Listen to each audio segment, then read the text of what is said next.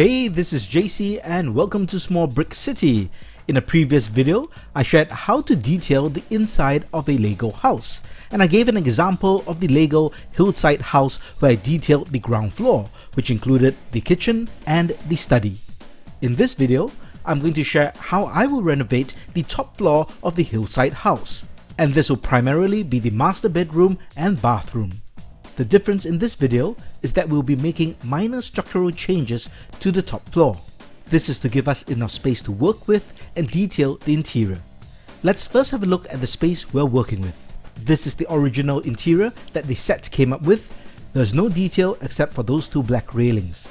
At first glance, there seems to be quite a lot of space to work with, but actually the space is deceptively small for several reasons. First is the shape of the room. In any room or building, you need to make sure there's excess space for the minifigs to walk, in this case up the stairs, around the room and all the way to the back door. Furniture can take up a lot of space and make excess space very narrow, especially round corners. Secondly, there's this big white pillar near the center of the room which causes a lot of obstruction. Another factor that makes the space actually quite small to work with is the pitch roof. Because both sides of the roof are slanted, you cannot build any furniture that is too high on either side of the roof, as the roof will hit the top edges of the furniture. This is unlike a building with straight walls, which allows you to build against the walls and straight up towards the ceiling. This makes it challenging when designing furniture to fit into the room. Access doors like the back door to the balcony can also create challenges because you can't block this access door and you need to leave a clear path free from builds or furniture. Let's now move on to planning the builds, deciding what furniture should go in and where different things should be placed. Since this is a master bedroom, the first thing that I personally do is always allocate a space for a bathroom, because I personally feel that every LEGO building should have a bathroom or toilet, especially a house. If we examine the space, the only logical area is to place the bathroom where the white pillar is. The space is about right, it is off to one side of the room, and still allows access through the room. However, based on practicality, I think I'll remove that white pillar to give more space for the bathroom. One thing I have to think about are the walls or dividers of the bathroom. This is to block off the toilet for privacy as well as keep the water in for a shower. Because we have such a lack of space, it is more than likely that I'll build one side of the wall and combine it with a set of drawers or cabinet. In this way, I save space as I'm using the same space for dual purpose. The next biggest build for a bedroom is the bed, and I have to figure out where's the best place to put the bed.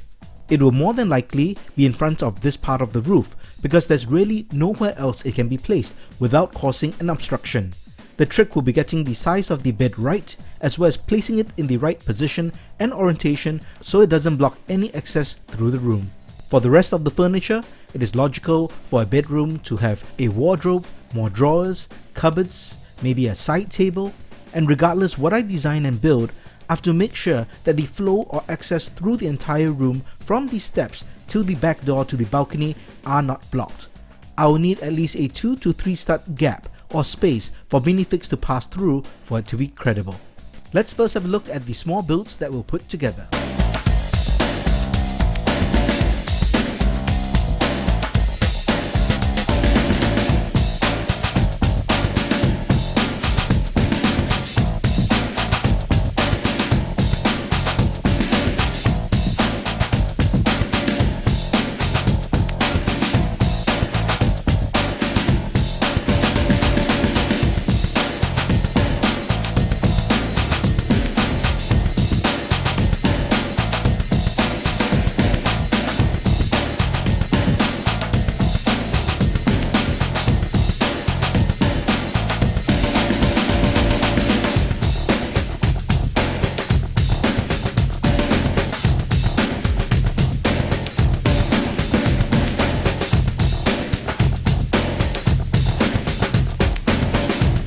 So I've built a set of furniture that will fit into the space based on the measurements that I took. But first I'll take out this section of the hinging roof just to make it easier.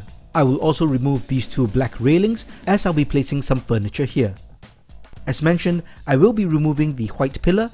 Besides the pillar, I'll also take out these two reverse sloped bricks. However, I'll also keep these bricks which are underneath the roof because they're also connected to the wall, and I do not want to do too major a structural change to the building. Now that everything is clear, it's time to put in the furniture. I'll start off with this daybed, which I'll place on the other side of the roof where the small skylight is. Next is a chest of drawers, which will also act as one side of the divider for the bathroom. I'll use a white railing piece for safety so no one falls through the stairwell, and I'll use the wardrobe and a smaller chest of drawers to block the rest of the stairwell. Now it's time to install the bathroom, and I'll start off with the shower head, which I'll place directly underneath the roof. We will need some grill parts for the shower floor, the toilet, and the partitions to divide the bathroom from the master bedroom. I'm deliberately using transparent pieces so that we can have a clear view into the bathroom. Next comes the sink, and notice how I've built it so that it is shallow and the tap is on its side. Finally, I'll place the bed in this corner over here, which still allows access space for a minifig to pass through the room to the bathroom and to the balcony. Now that we've installed all the furniture, it is time to towel the room. And I've got my box of towels right over here. I'll start off by creating a bath mat, as we do not want the rest of the room to get wet after a shower. For the main floor, I chose to go a bit more colourful with a purple and lime green 1x2 tiling. This reminds me of the G1 Transformers Constructicons colour. As with all tiling jobs, you may have to remove some furniture in order to complete the tiling. Of course, that is if you use my approach, which is to put the furniture in first and then put in the tiling. The reason I put the tiling in first is because I often make changes to the placement or the size of the furniture, and it becomes quite a pain to try to take out the tiling after you set it in. So I found it's more convenient and more time effective if I place in all the furniture in first and then put in the tiling. Even if I have to take out some furniture in order to put in the tiling, I find that saves me time and effort. The tricky thing with tiling is sometimes they don't go in properly, and you need to use a brick extractor to help put them in place. Anytime you do tiling, I suggest you get different shaped tiles or different sized tiles so that they can fit in all different corners or random odd spaces. This allows you to keep your pattern or design for the tiling and ensures you cover the entire floor. And there you have a completely tiled interior of the bedroom. Let's also tile the balcony, and I'll use the same color scheme but in a different design pattern.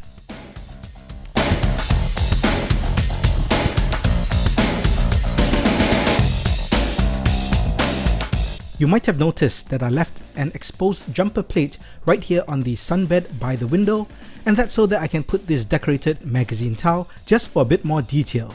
With regards to the balcony, I'm going to make one more change. I'm going to remove these right-angled modified tiles, and I'm going to cover the entire top edge of the short wall with some flowers and greenery. This will use a combination of plant parts, brown round studs, grass round studs, and flower studs. But I'll first cover the top edges with brown plate.